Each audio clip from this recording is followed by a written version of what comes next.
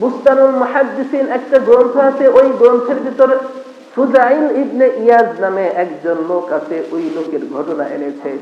ফুজাইল ইবনে ইয়াজ ছিলেন অনেক বড় ডাকাত, অনেক বড় গুন্ডা, মানুষের ঘুমকে হারাম করে দিত ফুজাইল ইবনে ইয়াজ, এত বড় ডাকাত। আমরা অনেক সময় আমাদের বাচ্চাদেরকে যখন দুষ্টামি করে, ঘুমায় না, ভাত খায় না, তখন বলি না ভাত খাও ঘুম আসবে, ভাত খাও এরকম এই ডাকাত আসবে, বা ওইরকম একটা মানে যাকে দেখলে মানুষ ভয় পাবে, বাচ্চারা ভয় পাবে, তাদের নাম বলে, ঠিক না? কিন্তু ওই এলাকার মানুষগুলো ফুজাইল বলে বাচ্চাদেরকে ভয় দেখায়া ভাত খাওয়াইতো। বাচ্চারা না ঘুমাইলে, দুষ্টামি করলে বলতো এই যে ফুজাইল কিন্তু চলে আসলো, ঘুমায়া যাও, ভাত খাও, দুষ্টামি কইরো না। তো বাচ্চারাও ভয় পাইয়া এরকম ভাবে ঘুমায়া যেত, ভাত না খাইলে খাওয়া শুরু করে দিত। ফুজাইল এত নাম করা ডাকাত ছিল, এত নাম করা ছিনতাইকারী গুন্ডা ছিল। তো ওই ফুজাইল একদিন একটা মেয়েকে এরকম ভাবে প্ররোচিত করে খারাপ কাজের জন্য তাকে রাজি করলো, মেয়েও রাজি হয়ে গেল। তো ওই মেয়ে বলল ঠিক আছে, রাত্রে আইসো। তো অপকর্ম করার জন্য, খারাপ কাজ করার জন্য সে যখন এরকম দেয়াল ডেঙ্গায় উঠতে গেল, ওই সময় ওই দিকটা একটা কাফেলা যাচ্ছিল। ওই কাফেলার মধ্যে থেকে একজন মানুষ তেলাওয়াত করতেছিল এই আয়াত, আলাম ইয়ানিল্লাযীনা আমানু আন তাখশা কুলুবুহুম লিযিকরিল্লাহি ওয়া মা নাযালা মিনাল হক। ও আমার মুমিন বান্দারা, তোমরা যারা ঈমান এনেছো, ঈমান আনার পরে তোমাদের উপর যে আমি কোরআন নাযিল করেছি, ওয়া মা নাযালা মিনাল হক, সত্য কিতাব, এই সত্য কিতাব আসার পরেও কি আল্লাহ তাআলার জন্য, কোরআনের জন্য, আল্লাহ তাআলার ইবাদতের জন্য তোমাদের কি মন গলে না? যখন এই আয়াতের সুর ফুজাইল ইবনে ইয়াদের কানে আসলো, সে ওই দেয়াল ডেঙ্গায় আর ওপারে যেতে পারলো না। সাথে সাথে তার হৃদয়ের ভিতর কম্পন সৃষ্টি হয়ে গেল।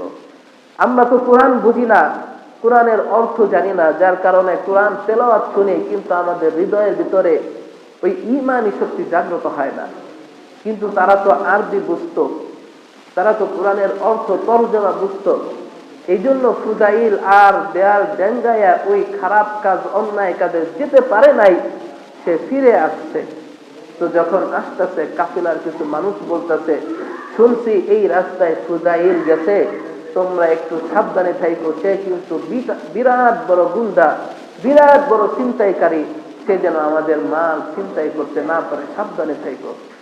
তো ফুজাইল বলল, আহা, আমি এত খারাপ, এত জঘন্য মানুষ আমাকে এত ঘৃণা করে, এত ভয় পায়, ছেড়ে দিলাম, আমি তওবা করে নিলাম, আল্লাহ আমাকে তুমি মাফ করে দাও, আমাকে তুমি মাফ করে দাও, ইনশাআল্লাহ বাকি জিন্দেগি তোমার ঘর কাবার নিকটেই আমি কাটাইয়া দিব। সুবহানাল্লাহ। তাহলে কোরআনের এই একটা আয়াত মানুষের ভিতর কি বিবর্তন সৃষ্টি করতে পারে? কোরআনের ভিতর বরকত আছে কি আছে না বলেন তো? কোরআনের মধ্যে শক্তি আছে কি আছে না? এই শক্তি আমি অনুধাবন করতে পারি না, কারণ ওই শক্তি অনুধাবন করার মতো আমার হৃদয় নাই, ওই শক্তি অনুধাবন করার মতো আমার কান নাই, ওই শক্তি অনুধাবন করার মতো আমার মেজাজ নাই। না আমি কোরআন শিখছি, না কোরআন শেখার জন্য আগ্রহ করছি, না আমি আমার সন্তানদেরকে কোরআন শিখাইছি। কোরআনের সাথে আমাদের কোনো সম্পর্ক নাই, আল্লাহর সাথে আমাদের কোনো সম্পর্ক নাই। আমাদের সম্পর্ক হলো দুনিয়ার সাথে, আমাদের সম্পর্ক হলো সম্পদের সাথে। যা সম্পর্কে আমরা সকলেই জানি, এই সব কিছু আমাকে আপনাকে ছেড়ে চলে যেতে হবে। কোনো কিছুই আমি আপনি নিয়ে যেতে পারবো না, ঠিক না বেঠিক? কোনো কিছুই আমাদের সাথে যাবে না, যাবে? কোনো কিছুই আমাদের সাথে যাবে না। তো আল্লাহ তাআলা দেখায়া দিলেন, ও আমার বান্দারা, দেখো, যে মানুষটা আল্লাহর নাফরমানিতে সব সময় মত্ত থাকতো, যে মানুষটা আল্লাহ তাআলার এরকম অবাধ্যচারণ করত, নামাজ পড়তো না, রোজা রাখতো না, কোরআনের শক্তি তাদেরকে নামাজি বানাইছে। কোরআনের বরকতে সে আল্লাহ ওয়ালা হয়েছে, আল্লাহর ওলি হয়েছে, এরকম ভাবে বিরাট বড় হাদিস বিশারদ হয়ে গেছে। আমরা সকলেই চেষ্টা করব আল্লাহ ওয়ালা হওয়ার জন্য।